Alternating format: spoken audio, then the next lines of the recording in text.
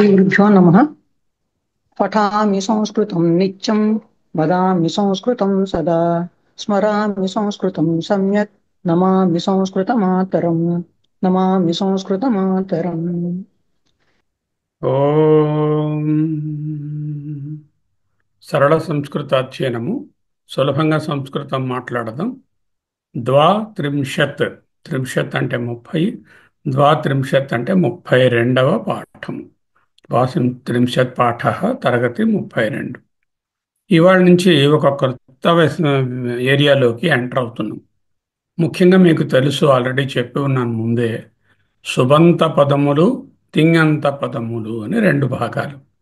The entire Sanskrit grammar literature, grammar is divided into two parts. నామవాచక, సర్వనామ, అవ్యయ, కాలపదాలు, ఇవన్నీ, ఈ ఏమేమి ఉపసర్గలు ఇవన్నీ ఉన్నాయో విశేషణాలు అవి ఒక గ్రూపు. ధాత్వర్గము అంటే క్రియాపదములకు సంబంధించినది ఒక గ్రూప్ కదా. సో ఈ మొదటి భాగం గురించి చాలా విస్తారంగా నామవాచకాలు చూశాము, సర్వనామాలు చూశాము, అవ్యయాలు చూశాము, ఉపసర్గాలు చూశాము, వీటిలో రకరకాల కాలము, సంఖ్యావాచకాలన్నీ చూశాము. వీటన్నిటికీ కావాల్సిన విభక్తులు, ఆ జ్ఞానాన్ని కొంతవరకు సంపాదించుకున్నాము. అయితే ఇక్కడ ఒక ముఖ్యమైన హెచ్చరిక ఏంటంటే, అయినటువంటి 31 భాగాలను మరొక్కసారి ప్రతి వాళ్ళు చూడాలి. చూస్తే కానీ ముందుకు వెళ్ళేటప్పుడు జ్ఞాపకం ఉండవు, క్రొత్త విషయాలు కదా.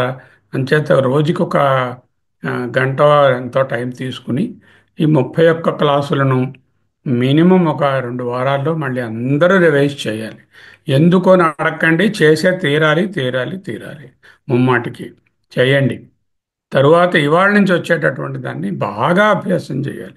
ఈ వారం అంతా కూడా రోజు ఈ పాఠాన్ని 15 నిమిషాలు 20 నిమిషాలు నోటితో వల్లె వేస్తూ ఉండాలి. అప్పుడే ఇవి పట్టుబడతాయి.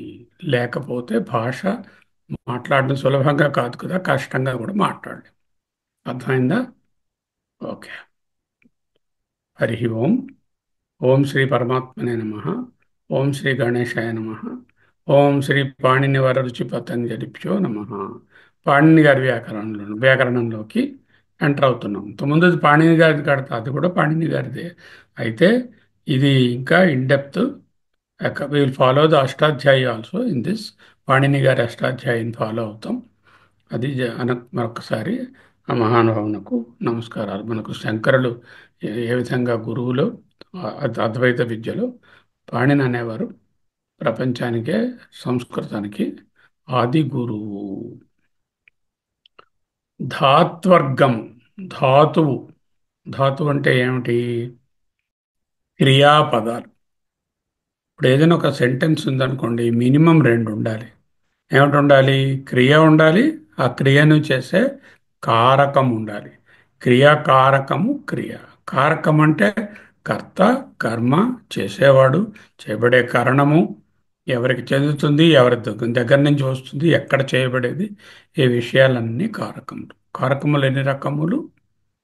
కర్తృకారకము, కర్మకారకము, కరణకారకము, సంప్రదాన కారకము, అపాదాన కారకము, తరువాత అధికరణ కారకం. ఈ కారకాల గురించింది ఆల్రెడీ చెప్పి ఉన్నాను ఒక ఉపనిషత్ అధ్యయనంలో. ఆ భాగాన్ని వీడియో పోస్ట్ చేస్తాను, అది చదువుకోండి. అందులో ఏమైనా సందేహాలు ఉంటే మనం తర్వాత మాట్లాడుకుందాం. కోసం ఇంకొక క్లాసు మనము వెచ్చించనక్కరలేదు. ఓకే. సో సెంటెన్స్లో ఏమిటుంటాయి? క్రియ ఉండాలి, క్రియను చేసేటటువంటి మిగతా పదములు ఉండాలి. క్రియను ఏర్పాటు చేసేటటువంటి మిగతా పదములకు కారకములు అని పేరు. దాంట్లో కర్తృపదము, కర్మపదము, కరణపదము ఇవన్నీ ఉంటాయి. ఈ క్రియా శబ్దానికి మూల రూపం అంటారు, రూట్. ఆర్ఓఓటి, రూట్ అన్నదాన్ని మూల రూపం. ఈ మూల రూపం అనేది ధాతువు అనబడు. ధాతువు అనగా క్రియ యొక్క మూల రూపము. దీనిని ప్రకృతి అని కూడా అంటారు, శబ్దము అని కూడా అంటారు. శబ్దము ఉపయోగం అవ్వాలంటే అది కొంచెం మార్పులు చెందాలి. ఆ మార్పులు చెందడాన్నే ప్రత్యయం చేరడం అంటాం. ప్రకృతి లేక శబ్దం. బెటర్ వర్డ్ విల్ బి ప్రకృతి. ఈ ప్రకృతి అనేది ధాతువు యొక్క మూల రూపము. The root form of a verb is called the ప్రకృతి. ఈ ప్రకృతికి ప్రత్యయము చేయాలి, చేరాలి. ప్రత్యయం ఏం చేయాలి? ఆహారము చేయాలి.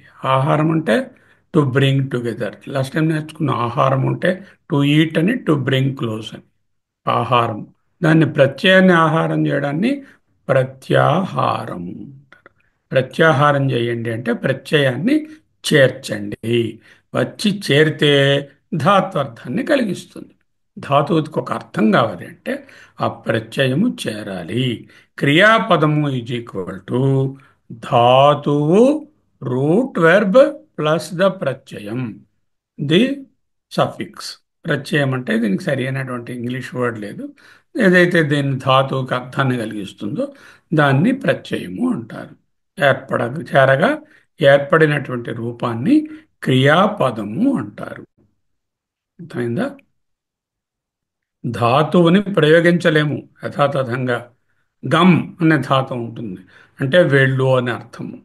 భూ అంటే ఉండుట అని అర్థము, భూసత్తాయం. ఈ ధాతువుని యథాతథంగా ప్రయోగించలేము. దానికి ఒక ప్రత్యయాన్ని కలిపితే గచ్చ, గమ్ నుంచి వస్తుంది. భూ నుంచి భవ అనేటటువంటిది శబ్దం ఏర్పడుతుంది. ఆ శబ్దం ఏర్పడడానికి డైరెక్ట్గా గా గమ్ ప్లస్ ఏదో ఒక ప్రత్యయం చేస్తే గచ్చ వచ్చేది. దానికి సూత్రాలు ఉంటాయి. ఆ సూత్రాల ప్రకారంగా ఫైనల్ ఫామ్ గచ్చ.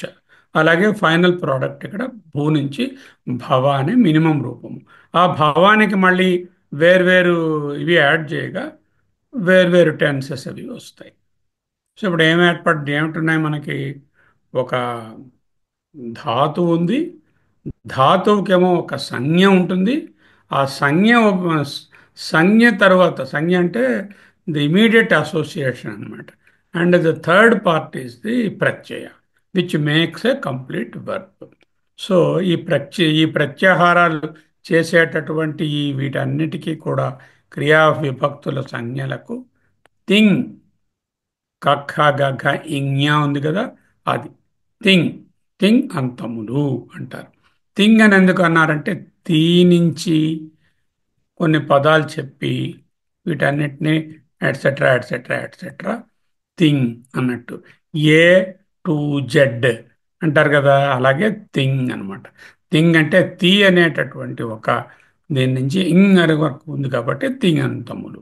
అలాగే సుప్ అంటే సు అనే దాని దగ్గర నుంచి ఎట్సెట్రా ఎట్సెట్రా ఇప్, ఏ టు జెడ్ లాగా అనమాట.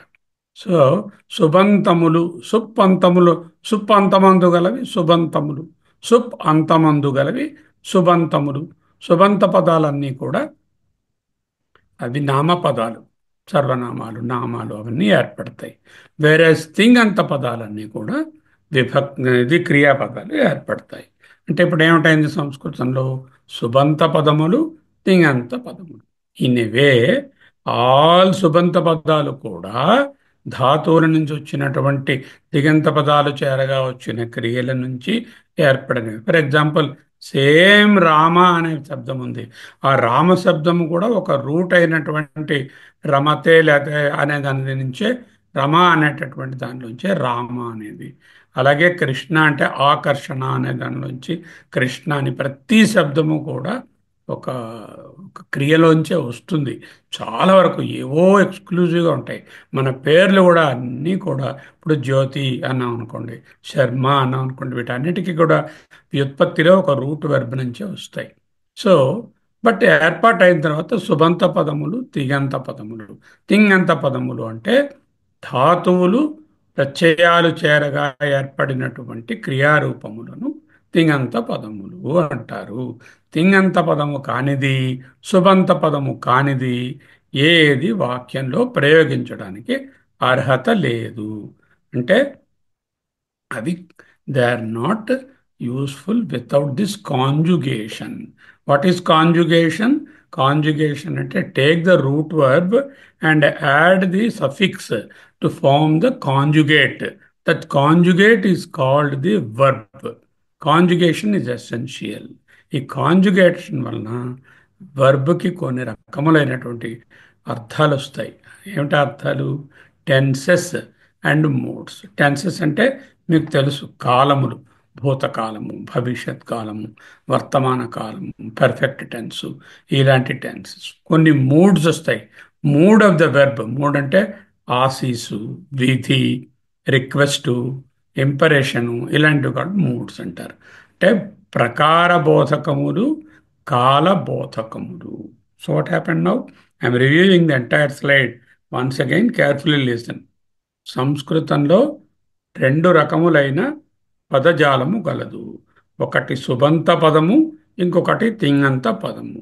సుప్ అంతమునందున్నవి నామపదములు. దీంట్లోనే సర్వనామాలు, నామాలు, విశేషణాలు, అవ్యయాలు, ఇప్పటివరకు మనం చదువుకున్నవన్నీ సుబంత పదాలు. సుబంత పదాలు కానివి ఏవైతే క్రియను చేస్తాయో వాటిని తింగంత పదాలు అంటారు.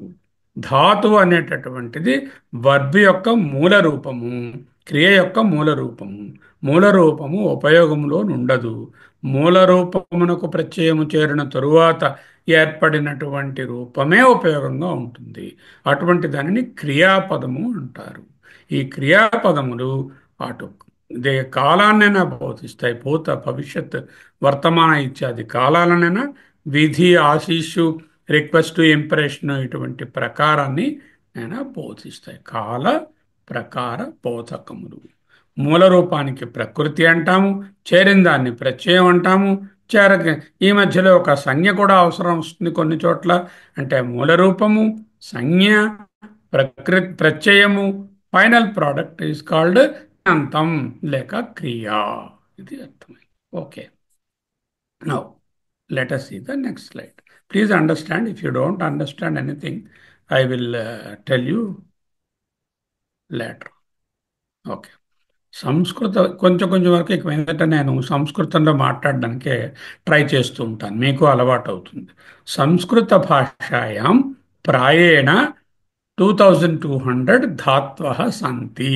సంతి అంటే ఉన్నాయి, ధాత్వ అంటే ధాతువులు ఉన్నవి. ఎక్కడున్నాయి? భాషాయాం, భాషయందు. ఏ భాషయందు? సంస్కృత భాషాయాం, సంస్కృత భాషయందు. ప్రాయేణ అంటే మోస్ట్లీ, ఇన్ జనరల్ అని అర్థం. ప్రాయేణ, ప్రాయ అనే పదానికి మోస్ట్లీ అని అర్థం. ప్రాయేణ, in general, there are 2200 verbs. ఇంత పెద్ద విస్తృతమైనటువంటి వర్బ్ యొక్క విస్తృతం ఉన్నటువంటి భాష ఏది లేదు. The only language which has so many root verbs, 2200 verbs. అయితే కాలక్రమేణా సంస్కృతం వాడుకలో లేకపోవడం వలన సగానికి పైగా వెర్బ్స్ ఇప్పుడు ఎవరికి తెలియవు. ఓన్లీ పూర్వం ఉన్నటువంటి కావ్యాలలో చదివితే వాటిలో కొన్ని కొన్ని వెర్బ్స్ కనబడతాయి తప్ప మామూలుగా ఉండేటటువంటి సంస్కృతంలో ప్రయోగాల్లో లేవు. ఉన్న వాటిలో ప్రచురముగా వాడబడేవి, అంటే కామన్గా ప్రాచుర్యంగా వాడబడేవి 500 కంటే ఎక్కువ లేవు. లక్కీలీ 2200లో ఒక 500 వర్బ్స్ని తెలుసుకుంటే చాలా వరకు సంస్కృతం తెలిసినట్లే అవుతుంది. వర్బ్స్ వరకు ఇంకోటి ఏంటంటే ఒకే ధాతువుకి సంస్కృతంలో ఎన్నో అర్థాలు ఉంటాయి. అంచేత 2200 ఇంటూ మల్టిపుల్ అర్థాలు అంటే ఎన్ని వచ్చాయో మీరు ఆలోచించు. ఒకదానికి 2 అర్థాలు ఉండొచ్చు, ఒకదానికి 4 ఉండొచ్చు. సింపుల్ థింగ్ ఏంటంటే ఉపనిషత్తులో షద్ అనేటటువంటి ఒక ధాతు ఉంది. షద్ అంటే గతి, విసరణే, అవసాదనే అని 3 చెప్పుకున్నాం. గతి అంటే పొందించేది, విసరణే అంటే నాశనం చేసేది, అవసాదన అంటే తీసుకుని వెళ్ళేది. గతి, విసరణే, అవసాదనే అని 3 అర్థాలు ఉన్నాయి ఒకే షద్ అనేటటువంటి మా ధాతువుకి.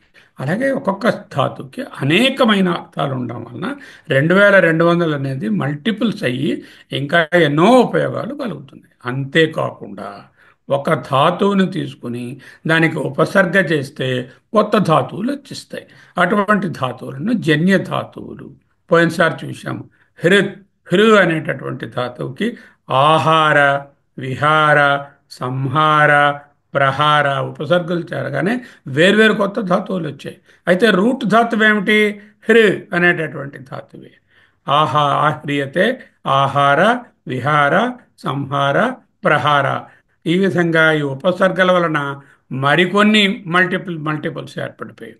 దీన్ని బట్టి you can imagine 2200 many meanings and ఉపసర్గల వల్ల మెనీ న్యూ ధాతుస్. సో ఇట్స్ అన్ఇమాజినబుల్లీ బిగ్ వాంగ్మయం అన్నమాట. ఈ ధాతురాశిని అర్థం చేసుకోవడానికి పాణిని గారి 2200 ప్లైచులకు ఉన్నటువంటి ధాతువులను 10 డివిజన్స్గా, వికరణము అంటే ఏమిటి, డివిజన్, లేక గణము అని కూడా అనొచ్చు, 10 గణములుగా, 10 వికరణములుగా, డివిజన్స్గా చేశారు. ఎందుకు చేశారు? 2200ని వరాసగా ఆల్ఫాబెటికల్లో లిస్ట్ చేసి ఇచ్చేయచ్చు కదా. అలాంటి లిస్టులు కూడా ఉన్నాయి. ది ఆల్ఫాబెటికల్ లిస్ట్ ఆఫ్ పాణినీయ 2000+ ఈజ్ అవైలబుల్. అండ్ ఆల్సో ఈ 10 పార్ట్స్గా చేసినటువంటి ఒక్కొక్క పార్ట్, మొదటి గణము, రెండవ గణము, మూడవ గణము, నాలుగవ గణము, 10 గణములుగా ఉన్నటువంటి లిస్ట్ కూడా ఉంది. ఆ రెండు మీకు పీడిఎఫ్ ఇచ్చిస్తాను. అయితే ఆ 2200ను ఊరికే అలా చదవడం వల్ల ఏమీ ప్రయోజనం ఉండదు. అందులో మనము ముఖ్యంగా వేటిని వాడుతున్నామో అటువంటి వాటిని తెలుసుకుంటాం. ఎందుకు ఈ విధంగా డివైడ్ చేయవలసి వచ్చింది అంటే, ఈ ప్రత్యయము చేరి, ఈ సంజ్ఞ చేరి క్రియ ఏర్పడడానికి, ఈ ప్రత్యయము చేరి సంజ్ఞలు చేరి ధాతువు ఏర్పడేటప్పుడు రకరకాలైనటువంటి మార్పులు వస్తాయి. ఈ మార్పులు అన్ని రకములైనటువంటి ధాతువులకు ఒకలా ఉండవు. ఆ వాటిలో వచ్చే మార్పులను దృష్టిలో పెట్టుకొని ఇవి 10 విభాగాలుగా చేశారు. దీనివల్ల లాభం ఏమిటి? మొదటి విభాగంలో ఒకటో రెండో క్రియలను తెలుసుకుంటే, ధాతువులను తెలుసుకుంటే, మిగతావన్నీ కూడా వేరే వేరే గ్రామర్ తెలుసుకోకర్లేకుండా అవే మార్పులతో వాటిలో ఉన్న వాటన్నిటికీ సాధించుకోవచ్చు.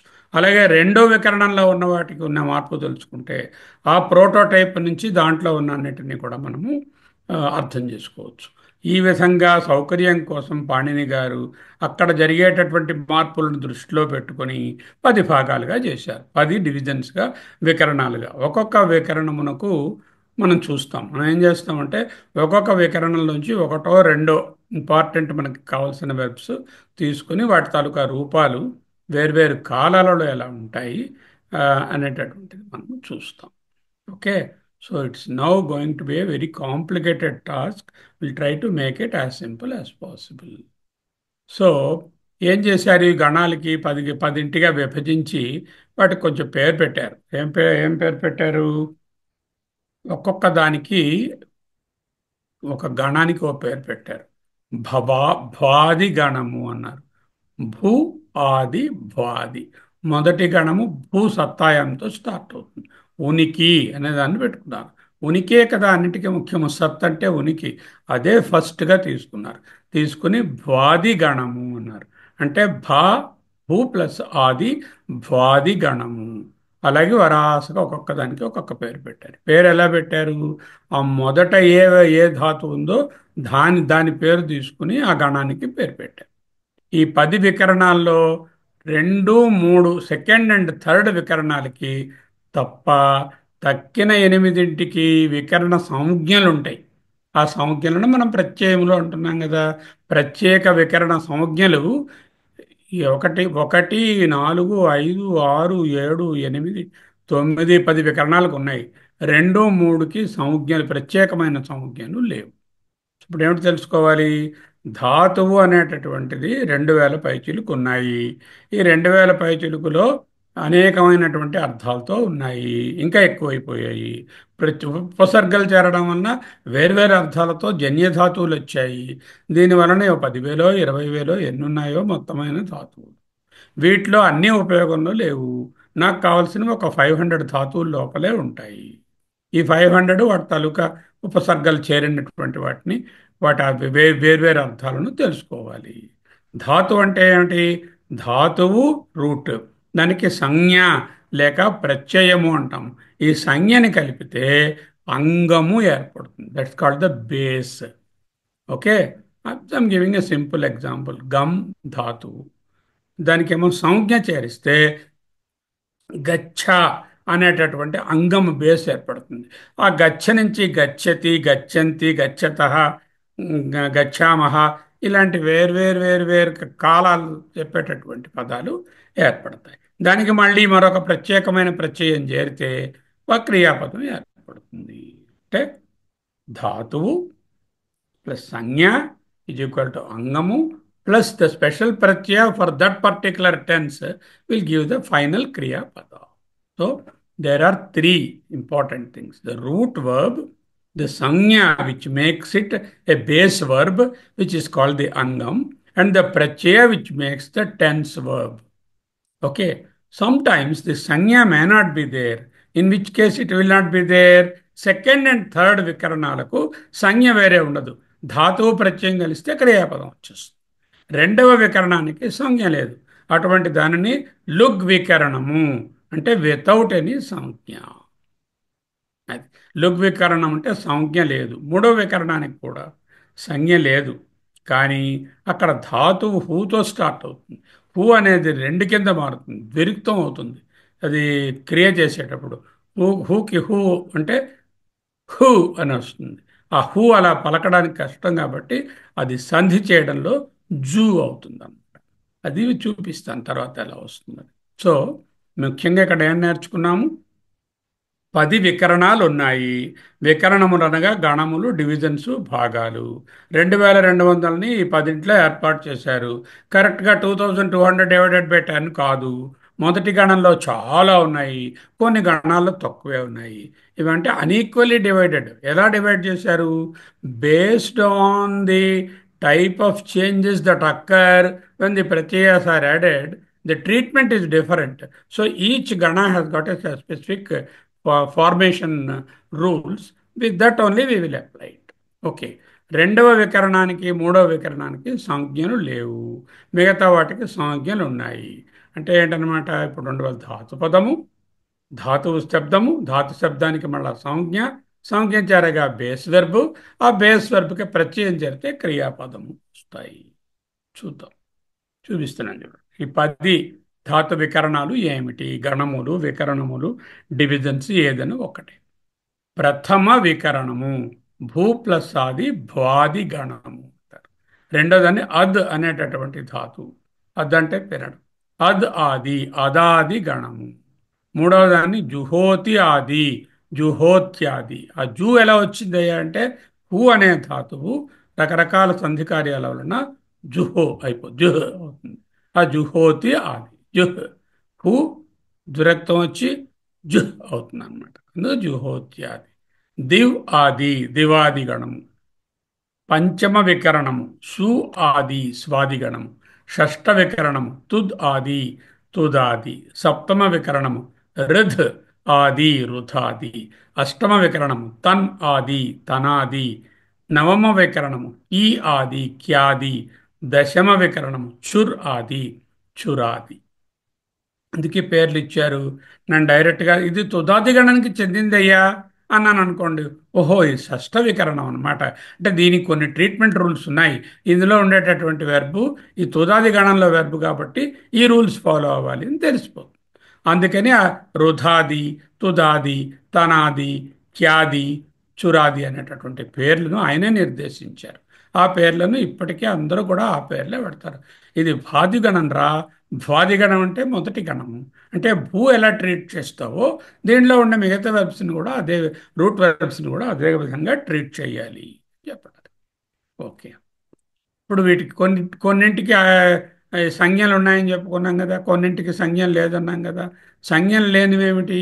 ద్వితీయ వికరణానికి తృతీయ వికరణానికి సంజ్ఞలు లేవు. మొదటి దానికి సంజ్ఞ లేదు కాబట్టి లఘు వికరణము అంటారు ఆద్వాదులో. తృతీయ దానికేమో సంజ్ఞ లేదు కానీ ఆ జుహ్ అనేటటువంటిది ఫార్మ్ అవుతుంది కాబట్టి జుహోత్యాదులు అనేస్తాం. ఓకే. ఇంకా 1, 4, 5, 6, 7, 8, 9, 10కి సంజ్ఞలు ఉన్నాయి.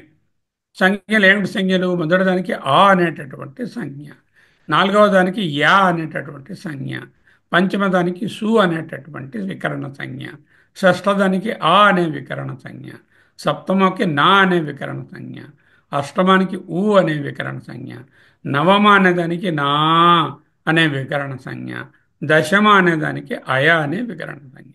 ఎలాంటి జ్ఞాపకం పెట్టుకోవడం అక్కర్లేదు. ఆ గణానికి వచ్చినప్పుడు మనం ట్రీట్మెంట్ చూస్తే ఆటోమేటిక్గా మీకు జ్ఞాపకం ఉంటుంది. ఇప్పటికి ఊరికే తెలుసుకోండి. ఓకే. ఇందులో కలర్డ్గా ఉన్నటువంటి భాద్వాదికి ఆ యా ఆ అయ అనేటటువంటి అకారాంతంగా ఉన్నాయి చూసారా. ఆ అనేది ఆయే కదా, యాల కూడా అకారాంతం కదా. షష్ఠ వికరణానికి చెందినటువంటిది కూడా ఆయే. తర్వాత దశమలో అయ. మరి నా ఒకటి ఉందండి సప్తమంలో, అది అకారాంతమే కదా. ఆ నా అనేది ధాతు యొక్క మధ్యలో వస్తుంది, మొదట్లో రాదు, చివరిలో కాదు. అంచేత నా అనేటటువంటిది చివరి ఎందు మొదట్లోనే ఉండదు కాబట్టి, అది మధ్య భాగాన ఉంటుంది కాబట్టి అది అకారాంతము అని చెప్పడానికి లేదు. ఇవి అంతమందు ఉంటే అకారములు, అకారాంతములు అంటాము. ఎందుకు అకారాంతాలు వేరే తెలుసుకోవాలి, వాటికి కొంచెం డిఫరెన్స్ ఉంది అందుకని. సో ఈ స్లైడ్ తాలూకా సమ్మరి: 10 వికరణములు, 10 భాగాలు, ప్రథమ నుంచి దశమ వరకు. వాటి పేర్లు ఏమిటి? ఒకదానికి నామధేయం ఉంది: క్వాది, ఆద్వాదులు, జుహోత్యాదులు, దివాది, స్వాది, తుదాది, రుధాది, తనాది, క్యాది, చురాది. వీటిలో రెండో వికరణానికి మూడో వికరణానికి సంజ్ఞ అంటే ఆ ధాతువు సంజ్ఞ ప్రత్యయము. సంజ్ఞ అంటే ఇంటర్మీడియట్ ఇది లేదు. మిగతా వాటి ఎనిమిదింటికి ఉన్నది. ఈ మిగతా ఎనిమిదింటిలో ఇప్పుడు సు అని, ఊ అని, నా అని అనేటటువంటివి ఏంటంటే ఆ, అకారాంతాలు కావు. ఆ, నా అనేది ఆకారాంతము, ఉకారాంతము, సు ఉకారాంతము. అకారాంతాలు అయినటువంటివి ప్రథమ, చతుర్థ, షష్ఠ, దశమ. 1, 4, 6 and 10. Why Saptama is not included? Because the na doesn't come in the end. It is coming in the middle. That's why we are not included. Why should I know that the అకారాంత ధాతు వర్గాలను, ధాతు వికరణాలను ఎందుకు తెలుసుకోవాలి? ఇదిగో ఇందుకోసం. ఒకటవ వికరణములో వికరణ సంఖ్య ప్రభావం వలన ధాతువులో అచ్చునకు గుణము వచ్చును. చూడండి, ప్రథమ అంటే ప్రథమ గణం కదా, ఒకటవ గణం. భూ అనే దానికి ఆ అనే సంఖ్య చేస్తే భూ ప్లస్ ఆ, భో అంటే గుణసంధి వలన భో అయింది. దానికి మళ్ళీ ఆ అనేటటువంటి ప్రత్యయం చేస్తే భౌ అని వస్తుంది. దానికి మళ్ళీ ఆ అని ఇంకో ప్రత్యయం చేస్తే భవ. ఆ భూ అనేది భవ అవడానికి ఇన్ని స్టెప్స్ కనబడుతున్నాయి. మొదటి ఆ అనే దాన్ని ఏంటంటే సంజ్ఞ అంటాం. ఇవి ప్రత్యయాలు, ఈ రెండు ప్రత్యయాలు. ఈ సంజ్ఞ చేరడం వల్ల గుణము ఏర్పడింది. అంటే అకారాంత వికరణములకు ఒకటవ వికరణానికి గుణసంధి ఏర్పడుతుంది. ఈ సంజ్ఞ ఏర్పడగానే గుణసంధి ఏర్పడుతుంది, ఏ ధాతువైనా సరే, ఈ ప్రథమ వికరణంలో ఉన్నదానికి. అలాగే బుధ్ అనేటువంటి కూడా ప్రథమ వికరణం ఉంది. బుధ్ ప్లస్ ఆ, బోధ్, మళ్ళీ గుణమైంది. మళ్ళీ ఆ కలిస్తే ఒకే ప్రత్యయము, అప్పుడు బోధ అనేటటువంటి వెర్బ్ వచ్చింది, ఫైనల్ వెర్బ్. అలాగే చతుర్థానికి చూడండి, 4, 6 వికరణములకు గుణసంధి రాదు. 4, 6కి ఏది దివ్ ప్లస్ యా, దివాది గణం కదా అది. దివ్ ప్లస్ యా అక్కడ నాలుగో దానికి అక్కడ ఉపసర్గ, సారీ ప్రత్యయం ఏమిటి లేక సంజ్ఞ ఏమిటి? యా. ఆ యా కలిపితే దివ్య. పుష్ ప్లస్ యా, పుష్య. నో సంధి is there, no extra letter has come, no change in the letters. షష్ఠదానికి షష్ఠదానికి కూడా ఏమీ రాదు. తుద్ ప్లస్ తుదాది గణం, తుద్ ప్లస్ ఆ, తుద. క్రిష్ ప్లస్ ఆ, క్రిష. సో 4, 6 వికరణ ధాతువులకు ఏ విధమైనటువంటి మార్పు లేదు, యథాతథంగా ఉన్నది ఉన్నట్టు రాసుకోవడమే. ఓకే. కొన్ని చోట్ల ఇక తర్వాత పదోది ఉందనుకోండి, పదో దానికేమో గుణం రావచ్చు, వృద్ధి రావచ్చు, లేకపోతే ఏది రాకపోవచ్చు. చూపిస్తున్నాను. కథ్ అనే దానికి అయా అనేటటువంటి సంజ్ఞ కలిస్తే కథయా, నో గుణ అండ్ నో వృద్ధి. కథ్ అయా, కథయ. చుర్ ఆ అని కలిసింది అనుకోండి, చోర్ ప్లస్ అయా, చోరయా. అంటే గుణం వచ్చింది ఇక్కడ. చూప్ చుర్ ప్లస్ ఆ, చో అయిపోయింది. అలాగే తడ్ ప్లస్ ఆ, తా, వృద్ధి వచ్చింది. ఆ అనేది దీర్ఘమైంది కదా, తాడ్ అయింది. తాడ్ ప్లస్ అయ్యా, తాడయ్యా. సో ఈ విధంగా, ఎందుకంటే బేస్ విషయాలు చెప్పడానికి మళ్ళీ ఆయా పర్టికులర్ దీంట్లోకి వచ్చినప్పుడు, వికరణంలోకి వచ్చినప్పుడు మనం ఇంకొంచెం డీటెయిల్డ్గా వాటిని నేర్చుకుంటాము. ఓకే. ధాతురూపమంజరి అంటారు దీన్ని, లేక ధాతుపాఠ. సంస్కృత భాషాయాం ప్రాయేణ 2200 ప్లస్ ధాత్వ సంతి, ఉన్నాయి. తేషాం, వాటిలో, ఏకైకస్మపి, ఒక్కొక్క ధాతో, ధాతువులకు, దశ లకార సంభవతి. లకారములు 10 లకారములు సంభవిస్తాయి, కలుగుతాయి. లకారములు అనగా టెన్సెస్ అన్నమాట. There are ten verb tenses in Sanskrit. Okay, out of them, 6 are Kalavachakas, 4 are ప్రకారబోధకాస్. కాలబోధకాస్ and ప్రకారబోధకాస్. తేషు ఆ పదింట్లో షట్లకారా 6 లకారములు కాలవాచకా, చత్వర ప్రకారబోధకా. చత్వర అంటే 4, ప్రకారబోధకములు. సంస్కృతములో ధాతువులకు 10 రకములైనటువంటి టెన్సెస్ ఉంటాయి. అంటే అవి కాలబోధకములు అవ్వచ్చు, ప్రకార బోధకములు అవ్వచ్చు. ఈ 10 రకములను లకారములు అందురు. లకారములు అంటే లక్షలు అనుకోలేరు. ఇవి లక్షలే, అక్షర లక్షలే కదా ఇవన్నీ. లకారాలు, ఈ లకారాలు ఎన్ని ఉన్నాయండి? 10 లకారాలు ఉన్నాయి. ఒక్కొక్క వెర్బుకు 10 లకారాలు ఉంటాయి, 10 టెన్సెస్ ఉంటాయి. అంతేకాకుండా ఇందులో 6 అనేవి కాలవాచకములు. కాలవాచకములు 6 ఎలా వచ్చాయండి? 1 ప్రజెంట్, 3 పాస్ట్ టెన్స్లు, 2 ఫ్యూచర్ టెన్స్లు. చాలునా? పాస్ట్ టెన్స్లు 3, ఫ్యూచర్ టెన్స్లు 2, ప్రజెంట్ టెన్స్ మట్టుకు 1. 1 + 3 + 2, టోటల్ 6 కాలవాచకములు. చత్వర ప్రకారబోధకా అంటే 4 మట్టుకు ప్రకారమును చెప్తాయి, అంటే ఆ క్రియ యొక్క మూడ్ చెప్తాయి. కాలవాచక tell about the time and ప్రకారబోధక will tell about the mood of the verb. Like ఆజ్ఞ. ఆజ్ఞ means an order or request. ఆజ్ఞ అండ్ రిక్వెస్ట్. విధి అంటే rule, you have to do it అని చెప్పేటటువంటి వెర్బ్స్. ఆసీహి. ఆసీహి అంటే బెనిడిక్షన్, ప్రార్థన అని అర్థం. ఆసీహి అంటే ఆశీర్వచనం. ఆశీర్వచనం అంటే ప్రార్థన అని అర్థం. మాకు మీ ఆశీస్సులు ఇవ్వండి అంటే అర్థం ఏమిటంటే ప్రార్థనలు ఇవ్వండి. ఎవరి ఆశీస్సులు ఎవరు ఇవ్వలేరు, ఇచ్చేది ఒక్క పరమాత్మయే. అంటే పరమాత్మకు నా గురించి మీరు ప్రార్థన చేయండి అని అర్థం. ఆశీర్వచనం, ఆశీర్వచనము కలిస్తే ఆ సంధిలో ఆశీర్వచనము. గురుగారు మీరు నాకు ఆశీర్వదించండి అంటే మీరు నా గురించి ప్రార్థన చేయండి. బెనెడిక్షన్ ఇంగ్లీష్లో. తరువాత హేతుమత్. హేతుమత్ అంటే కండిషనల్. అంటే ఇవేమిటి మూడ్స్? ఆజ్ఞ అంటే ఇంపరేటివ్.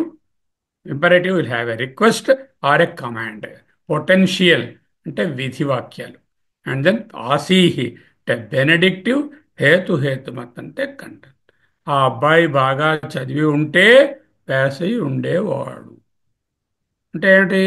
చదివి ఉంటే పాస్ అయి ఉండేవాడు అంటే చదవలేదు, pass. Because he has not studied he did not get through అని అర్థం వస్తుంది. అదాంట్లో వాటిని వస్తాయి, వాటిని హేతుమత్ అనేవి ఉంటాయి. ఏమిటండి సంగ్రహము? సంస్కృత భాషలో 2200 పైచిలుకు ధాతువులు గలవు. ఈ ధాతువులను 10 వర్గాలుగా విభజించారు, 10 వికరణలుగా విభజించారు. ఒక్కొక్క వికరణంలో ఎన్నో వందల ధాతువులు గలవు. ఒక్కొక్క ధాతువునకు 10 రకములైనటువంటి టెన్స్ ఆర్ మూడ్లు ఉంటాయి. వీటిని లకారాలు అంటారు. ఈ లకారాలలో 6 లకారాలు కాలాన్ని సూచిస్తాయి, 4 రకారాలు మూడ్ని సూచిస్తాయి. కాలాన్ని సూచించే వాటిని కాలవాచకా, చత్వర ప్రకారబోధకా అనేవి 4. కాలములు ఎన్ని? 6. Present tense 1, past tense 3, future tense 2. 1 + 3 + 2 = 6. ప్రబోధకములు ఎన్ని? 4 రకములు. ఆజ్ఞ, విధి, ఆసీహి, హేతుమత్. ధాతురూపమంజరి లకారములకు ఒక కారిక గలదు. కారిక అంటే ఏమిటి? శ్లోకరూపమున ఏదైనా రాస్తే దాన్ని కారిక అంటాం. అంటే ఓ శ్లోకం ద్వారా ఈ లకారాల పేర్లను మనం గుర్తుపెట్టుకోవచ్చు అంటున్నారు. లట్ వర్తమానే, వర్తమానమునందు లట్ అంటారు. లేట్ వేదే, ఇది 11ది అనమాట. 10 + 1. ఈ 1 వాడుకలో ఉండదు, వేదంలోనే ఉంటుంది లేట్ అనేది. లట్ వర్తమానే, లేట్ వేదే, భూతే లింగ్, లంగ్, లిట్. లిట్ సధా అని ఉంటుంది. లిట్ తథా కలిపితే సా వస్తుంది మధ్యలో. ఆ, సంధిలో శ్లోకంలో లిట్ సథా అని ఉంటుంది. నేను విడదీస్తే లిట్ తథా అని రాశాను. ఓకే. లట్ వర్తమానే, వర్తమాన టెన్స్ని ఏంటంటారు ఇక్కడ? ప్రజెంట్ టెన్స్ని లట్ లకారము అంటారు. లేట్ అనేటటువంటిది ఏమిటో తర్వాత చూద్దాం. అది వేదాల్లోనే ఉంటుంది, అది ప్రయోగం లేదు మనకి. భూతే, భూతకాలమునందు. లుంగ్, లంగ్, లిట్. లిట్, లుంగ్, లంగ్ అనేటటువంటి మూడు కాలాలు ఉన్నాయి. లిట్ అంటే పాస్ట్ టెన్స్, లుంగ్, లంగ్ కూడా మూడు పాస్ట్ టెన్స్లు అనుకున్నాం కదా. ఏమిటి ఆ మూడు పాస్ట్ టెన్స్లు చూద్దాం. అలాగే విధి ఆశిషౌ, విద్యాశిషౌ అని సంధి చేశారు. విధి ఆశిషౌ, విధి ఆశిషము మొదలైన వాటి యందు లింగ్ లోటౌ. అంటే ఈ రెండిట్లోనూ లింగ్, లింగ్ అంటే విధి, లోట్ అంటే ఆశిషౌ. లుట్, లృట్, లుంచ భవిష్యతౌ. ఫ్యూచర్ టెన్స్లో ఉన్నవి ఈ మూడు రకాలవి వస్తాయి. అంటే ఎన్నయ్యి? 1, 2, 3, 4, 5, 6, 7, 8, 9, 10 ప్లస్ 1 11. ఇవి ధాతురూపాణి కాలార్థా పురుషవచనేభ్య. ఇది ఒకటి ఇంపార్టెంట్ సూత్రం, పాణిని గారి సూత్రం.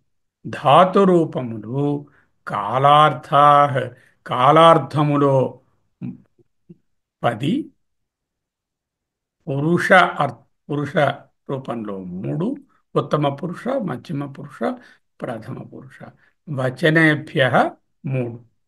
10 ఇంటూ 3 ఇంటూ 3 90 రూపాలు ఉంటాయి. నతు లింగేభ్య, అది కూడా యాడ్ చేసుకోండి. అంటే ధాతువులకు లింగము ఉండదు. సా గచ్చతి, సహ గచ్చతి, తద్గచ్చతి. ఏదైనా ఒకటే. రామ గచ్చతి, సీతా గచ్చతి, వాహనం గచ్చతి. గచ్చతిలో లింగం లేదు. It's a beauty of this language is the క్రియాపద will not have the gender. మన తెలుగులో చూడండి, ఆమె వచ్చి ఆమె వచ్చినది, అతడు వచ్చినాడు, అది వచ్చింది, వచ్చాను అనేటటువంటి క్రియలోనే ఆ పురుష స్త్రీ శబ్దాల వ్యత్యాసం కనిపిస్తుంది. వేరే ఇక్కడ మరి అలా ఉండదు. ధాతురూపాణి కాలార్థా దశ, పురుష పురుషార్థా 3, వచనేభ్య 3, పురుషేభ్య వచనేభ్య 3 ఇంటూ 3 90. అంటే ఒక్కొక్క ధాతువుకి 90 రూపాలు ఉన్నాయి. 90 సరిపోయాయా? ఆత్మనేపది, పరస్మైపది అని రెండు విధాలు ఉంటాయి. అంటే 180 రూపాయలు. ఆత్మనేపది, పరస్మైపది అంటే ఏమిటి? తన గురించి చెప్పుకుంటే ఆత్మనేపది క్రియ, ఇతరుల గురించి చెప్పినట్లయితే పరస్మైపది. సింపుల్ ఎగ్జాంపుల్, ఆమె వండెను అంటే ఎవరి కోసం వండెను? అందరి కోసం వండరు. అమ్మ వండింది, అమ్మ వండెను, అదే అమ్మ వండుచున్నది అంటే పరస్మైపదం. అమ్మ వండుకొనెను అన్నాను అనుకోండి, అంటే తన కోసం వండుకుంది అని తెలుస్తుంది, ఆత్మనేపది. ఓకే. ఆమె తినెను, ఆమె తినిపించెను. తినెను అంటే ఆమె తిన్నారు, తినిపించెను అంటే అది మళ్ళీ ఇంకొకరి కోసం చేసింది. ఒకటి ఆత్మనేపదము, రెండవది పరస్మై పదం. ఒక్కొక్కసారి ఒకే క్రియ అటు ఆత్మనేయ పదంగాను ఇటు పరస్మై పదంగాను రెండు విధాలుగా కూడా ఉపయోగం అవుతుంది. అందువలన 180 ఫార్మ్స్ పాసిబుల్ ఫర్ వన్ ధాతు. 10 రకాలైనటువంటి టెన్సెస్, 3 రకాలైనటువంటి ప్రథమ, ఉత్తమ, మధ్యమ, ఉత్తమ పురుషులు, పురుష స్త్రీ నపుంసక, సారీ, ఏకవచన, ద్వివచన, బహువచనాలనే వచనములు ఉంటాయి. పురుష స్త్రీ నపుంసక భేదములు ఉండవు. మళ్ళీ ఈ క్రియలలో ఆత్మనేపది క్రియలు, పరస్మైపది క్రియ తన సొంతానికి చెప్పినట్లుగా ఉంటే ఆత్మనేపదిని, పరస్మై ఇతరుల కొరకు, ఆత్మనే అంటే నా కొరకు, ఆత్మనేపది ఇతరుల కొరకు, పరస్మైపది 180 రకాలు. ఓకే. ఇప్పుడు వర్తమాన కాలం ఒకటే అని తెలుసుకున్నాం. భూతకాలాలు 3, భవిష్యత్తులు 2, టోటలు కాల సంబంధమైనటువంటివి 6. వర్తమానందాన్ని లట్ అని కూడా అంటామని తెలుసుకున్నాం. లట్ అంటే ఇది ఇంకా సాధారణంగా ఆ, సహగచ్చతి సాగచ్చతి అనే కాకుండా దీన్ని కొన్ని శాశ్వత సత్యాలను చెప్పడానికి కూడా వర్తమానం it's called ever ever present అంటాం, యూనివర్సల్ ట్రూత్స్. సూర్య ప్రాతర్ ఉదేతి, సూర్య ప్రాతర్ ఉదేతి అనేటటువంటి పదం ఎలా సెంటెన్స్లో అది వర్తమానంలో ఉన్నప్పటికీ కూడా అది నిన్నటికీ కరెక్టే, రేపటికి అది కరెక్టే కదా. అటువంటి దాన్ని శాశ్వత సత్యాలు. నిత్యాభ్యాసాలు హ్యాబిట్స్ని కూడా సహా అతిమాత్రం సురాం పిబతి, సురాం అంటే కళ్ళును, పిబతి తాగుతాడు. ఎంత? సహా అతడు అతిమాత్రం అంటే చాలా ఎక్కువ తాగుతాడు, ఎక్కువ మోతాదులో. ఇవాళ తాగుతాడని కాదు, రోజు ఆయన హ్యాబిట్ అని అర్థం. అవ్యవహిత భవిష్యత్తును అంటే ఇమీడియట్ ఫ్యూచర్ని చూడడాన్ని తద్ధర్మకాలం అంటారు. అవ్యవహిత వ్యవధానము లేనటువంటి భవిష్యత్తును సూచించేది, ఇమీడియట్ ఫ్యూచర్ని సూచించేది కూడా వర్తమానంలోనే ఉంటుంది. ఎలాగా? త్వం గచ్చ అన్నాను అనుకోండి, నీవు వెళ్ళుము అన్నాను. భో అయ్యా గచ్చామి వెళుచున్నాను అంటే నెక్స్ట్ ఇమీడియట్ అనమాట. చెప్పిన దానికి వెంటనే చేస్తాడు, తద్ధర్మకాలం అంటారు. అప్పుడు కూడా ప్రజెంట్ టెన్స్లోనే చెప్తాం. అంటే ప్రజెంట్ టెన్స్ సాధారణంగా మనం ప్రజెంట్గా వాడడానికి, వర్తమానాన్ని చెప్పడానికి ఉన్న తిన్నాడు, తింటున్నాడు, ఉంటున్నాడు, చేస్తున్నాడు, చూస్తున్నాడు, నడుస్తున్నాడు, నడుస్తున్నది, పరిగెడుతున్నది, పాడుతున్నది అని చెప్పినప్పుడు వాడుకుంటాం. అంతేకాకుండా శాశ్వత సత్యాలను చెప్పినప్పుడు ప్రాతరుదేతి సూర్య అన్నట్టుగా చెప్పవచ్చు. నిత్యాభ్యాసాలు సహా అతిమాత్రం సురాం పిబతి అన్నట్టుగా, లేకపోతే అవ్యవహిత భవిష్యత్తును అంటే త్వం గచ్చ, యు బెటర్ గో అన్నాను అనుకోండి, భో గచ్చామి అయ్యా ఇదిగో పోతున్నాను అలా చెప్పినప్పుడు కూడా వర్తమానంలోనే చెప్పాలి. అది ఫ్యూచర్లో చెప్పి నేను పోతున్నాను అని చెప్పి దాన్ని ఫ్యూచర్ టెన్స్లో చెప్పకుండా వర్తమానంలోనే చెప్తాం. ఈ వర్తమానానికి ఒక్కొక్కసారి స్మా అనేటటువంటి ఒక ప్రత్యయాన్ని చేర్చినట్లయితే అది భూతకాలం కూడా మారుతుంది. వేరే భూతకాలం ఉంది, అది కాకుండా ఈ విధంగా కూడా భూతకాల క్రియ సాధించవచ్చు. గచ్చతి అని ఉంది కదా, గచ్చతి అంటే గచ్చతి స్మ అన్నాం అనుకోండి, వెళ్ళెను అని అర్థం. సహ గచ్చతి అంటే అతడు వెళ్ళుచున్నాడు, సహ గచ్చతి స్మ అంటే అతడు వెళ్ళెను అనే భూతకాలాన్ని స్మా చేర్చి కూడా పెట్టుకోవచ్చు. ఇది వర్తమాన కాలం.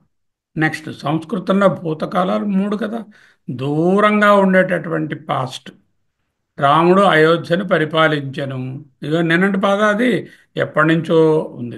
దూరంలో ఉండే రిమోట్ పాస్ట్, దాన్ని లిట్ అంటారు అన్నమాట. సమీపంలో ఉండేటటువంటి దాన్ని లంగ్ అంటారు. అనద్యతన అంటారు. అనద్యతన, అద్యతనం అంటే దూరంగా లేదు, అనద్యతన దాన్ని యస్తన అని కూడా అంటారు. హ్యహ అనే దానికి నిన్న అని అర్థం తెలుసుకున్నాము. హ్యహ అంటే నిన్న, హ్యస్తన అంటే నిన్నటి సంబంధమైన, అంటే immediate past. That is called lung. That is called lung.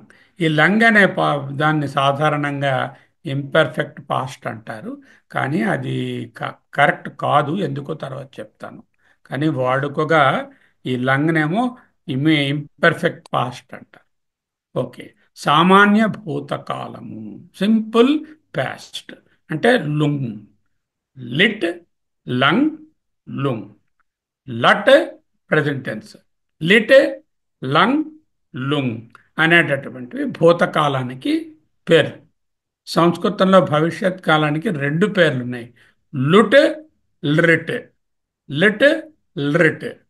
ఒకటి సమీప భవిష్యత్తు, this is called the first future అంటాం. దూర భవిష్యత్తును సెకండ్ ఫ్యూచర్ అంటాం.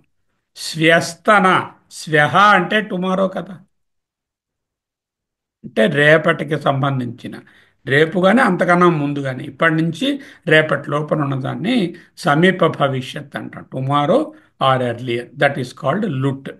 దూర భవిష్యత్ అంటే సామాన్య భవిష్యత్, సింపుల్ ఫ్యూచర్ టెన్స్, దీన్ని లుట్ అంటాం.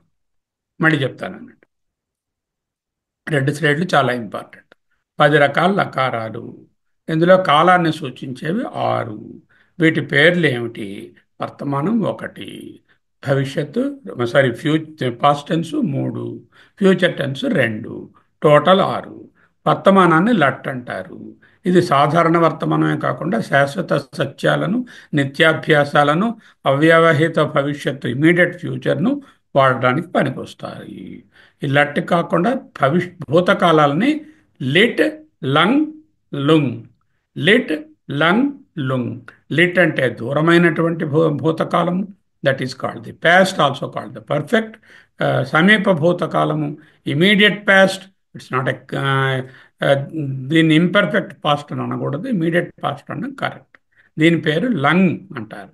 తర్వాత for example something which happen from today to yesterday, ఈ మధ్యలో జరిగినటువంటి పాస్ట్ని సమీప భూతకాలము అంటారు. సామాన్య భూతకాలము సింపుల్ పాస్ట్ టెన్స్ని లింగ్ అంటాము. అంటే భూతకాలాలు ఎన్ని? లిట్, లంగ్, లుంగ్.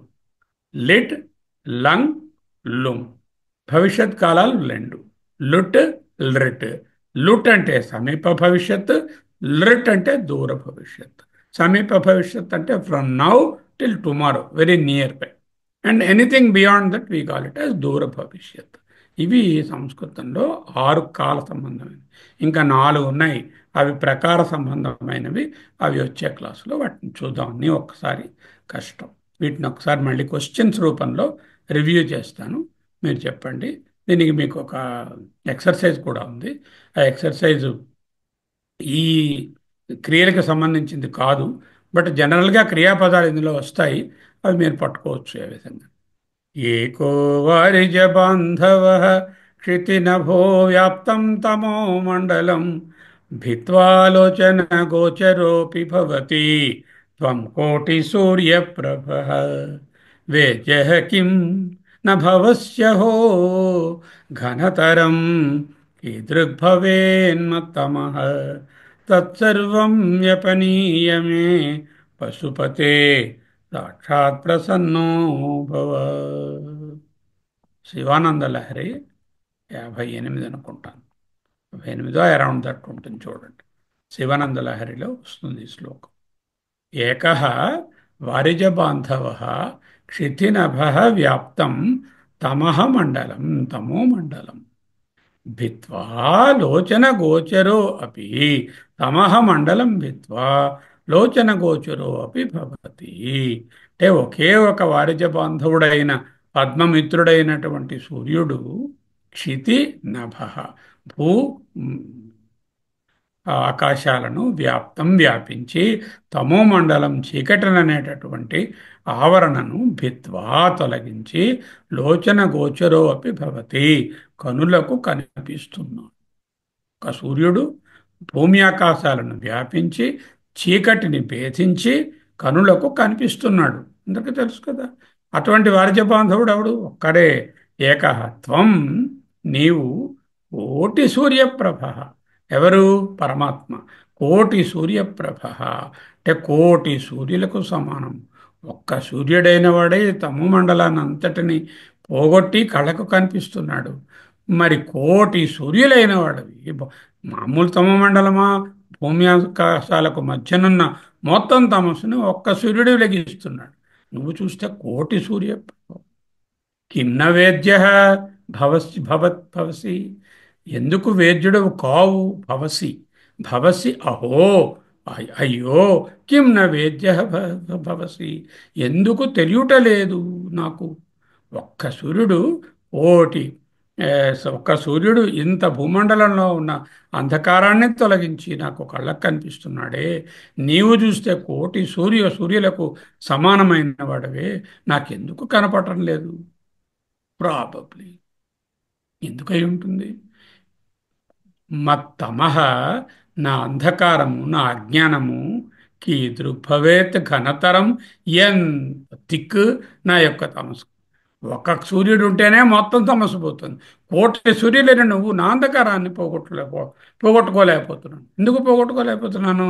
నా తమస్సు, నా అజ్ఞానం అంత థిక్గా ఉన్నట్టుంది మహాత్మ. దానిని సర్వం అంతటిని వ్యపనీయ, తొలగించవయ్యా, తొలగించి పశుపతే, ఓ పశుపతి, హే పశుపతే సంబోధన, మే నాకు ప్రసన్నో భవ, సాక్షాత్ ప్రసన్నో భవ, ఎదురుగుండా కనపడి నన్నుకు ప్రసన్నుడవు కమ్ము. एको अरिज बान्धवो क्षितिनभो व्याप्तं तमो मण्डलं भित्त्वालोचन गोचरोऽपि भवति त्वं कोटिसूर्यप्रभः వేద్యం కిం న భవస్యహో. ఘనతరం ఈ దృగ్భవేన్మత్తమః. నా యొక్క అజ్ఞానము ఎంత తిక్కయి ఉంటుంది, ఈ ప్రపంచంలో ఉన్న అంధకారాలకి కోటి రెట్లయి ఉంటుంది. అందుకే కోటి సూర్యులున్న నువ్వు కూడా నాకు కనపడటం లేదు. తత్సర్వం వ్యపనేయ మే పశుపతే సాక్షాత్ ప్రసన్నో భవ.